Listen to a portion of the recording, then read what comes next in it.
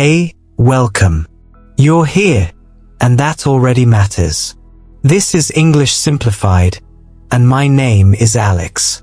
If you're listening to this right now, there's a good chance you're learning English on your own, quietly, without a teacher watching you, without a classroom, without homework, without exams, and without anyone telling you that you are late, slow, or doing something wrong. It's just you, this moment, maybe your phone, maybe your headphones, and the space you've created to be here. And for many learners, this way of learning feels uncomfortable. They think it's a weakness. They think, I can't really learn like this. They think, I need someone to correct me, to push me, to control the process. Today, I want to slow that thought down. Because today, I want to show you a different way to practice English. A way that doesn't ask you to fight yourself, doesn't ask you to rush, and doesn't ask you to turn learning into pressure. A way that happens quietly, inside real life, inside small moments, inside your own rhythm. Not with school methods, not with old rules, but with a calmer understanding of what practice really is. So before we begin, take one slow breath. There's no hurry here. Most learners imagine practice as something heavy. They imagine stopping everything, sitting down, opening a book or an app, and saying, "Now I study English." That sentence sounds responsible. It sounds serious. It sounds like effort. But very often, it's where the tension begins. Because the moment you say, "Now I study English," your body tightens, your mind prepares for mistakes, and your brain quietly expects stress. But language doesn't grow well in that space. English doesn't live inside books. It doesn't live inside classrooms. It lives inside ordinary life. Inside waiting, inside walking, inside doing nothing special. Think about this idea for a moment, letting something fit into your life. Not adding it on top, not forcing it in, but allowing it to settle naturally, like a familiar sound in the background. English should feel like that. Not like a heavy bag on your shoulders, but like something walking beside you. So here is a gentler way to practice. Instead of creating study time, you begin to notice language moments. A language moment is very small. So small that your mind doesn't resist it. So small that it doesn't feel like effort. Sometimes it's 10 seconds. Sometimes 5. Sometimes a single sentence that appears and disappears. And that's enough. Because when something feels light, you allow it to happen. Let me give you a very simple example. Imagine you're making tea or coffee. Nothing special. No goal. No lesson. You're just standing there, waiting. Most people fill this moment with noise or distraction. But you don't need to. Instead, inside your head, slowly, without forcing anything, you say, "I'm making coffee. The water is hot. I'm waiting." And then, you stop. You don't repeat it. You don't fix it. You don't judge it. You let the sentence rest.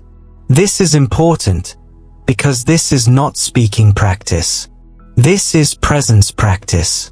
This is thinking in English while staying calm, and that is real learning. Many learners believe that speaking is the only thing that matters. And yes, speaking is important. But before speaking feels natural, thinking must feel safe. Thinking in English is like warming up slowly, without noise, without pressure, without performance. You're not trying to impress anyone here. Now think about another ordinary moment. You pick up your phone. Before the scrolling. Before the messages. Before disappearing. You pause, just for a second, and you think, "I'm checking my phone. I want to see my messages. I'm just looking." Notice something important here. You're not translating. You're not moving back and forth between languages. You're entering English directly, gently, without asking permission. And you're not correcting yourself. Because constant correction creates distance. And distance blocks flow. Language moments are not about being right. They are about being here. Connecting English to what is happening now gives it meaning, and meaning is what the brain remembers. Many learners tell themselves, "I'll practice when I have more time." But perfect time rarely arrives. Life doesn't stop and wait. Language moments don't ask for extra time. They already exist. When you walk, when you wash your hands, when you sit quietly, when you feel tired and say nothing. This is how children learn language. They don't study it. They live inside it. And your brain still knows how to do that. The problem is not your age. The problem is not your intelligence. The problem is the pressure. When pressure disappears, learning speeds up. This is your first personal system. You stop announcing that you're studying. You stop measuring every step. You simply allow small pieces of English to appear during the day. 5 seconds, 1 sentence, 1 quiet moment. And slowly, without effort, English stops feeling like work. It starts feeling familiar. And familiarity is where fluency begins. Now let's talk about something many learners feel but rarely say. I understand English, but I'm afraid to speak. This is not a language problem. It's a nervous system problem. When you speak out loud, your voice becomes visible, your mistakes feel exposed, and your body reacts. Your throat tightens. Your thoughts disappear. That doesn't mean you're bad at English. It means your brain thinks it needs protection. So let's remove the danger. This is where silent speaking comes in. You move your mouth. You shape the words. But no sound comes out. Only you know you're speaking. At first, it may feel unusual. That's okay. Silent speaking takes the pressure away. No audience, no judgment, no performance. You can do it anywhere. On the street, on a bus, in your room at night. You move your lips slowly and say, "Today felt long. I feel tired. I want to rest."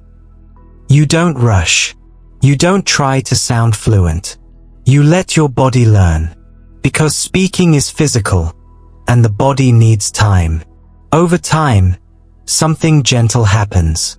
Sound begins to appear. Maybe one word, maybe a quiet breath. You don't force it. You let it come, like opening a door slowly and waiting for it to move. There is no spotlight here. Only practice. Silent speaking also creates clarity. Your mind focuses on meaning, not speed. It builds smooth inner pathways. This is not fake practice. It's preparation. And one day, you notice that speaking out loud doesn't scare you the same way. Not because you pushed yourself, but because your body already knows the path. Many learners think progress means adding more. More words, more rules, more lessons. But too much creates noise. Language grows deep before it grows wide. So try this instead. 1 idea per day. Not a rule. Not a list. A human idea.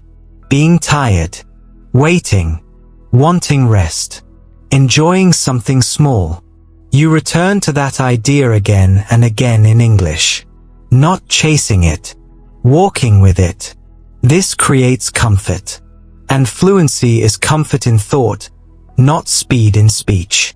There is one last practice.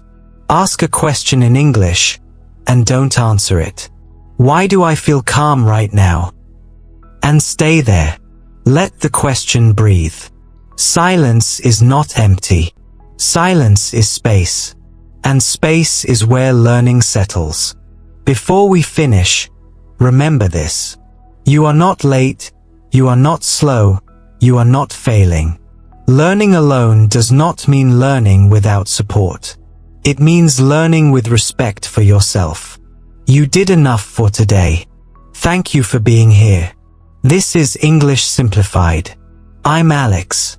Until next time, move slowly, stay present, and trust the quiet process.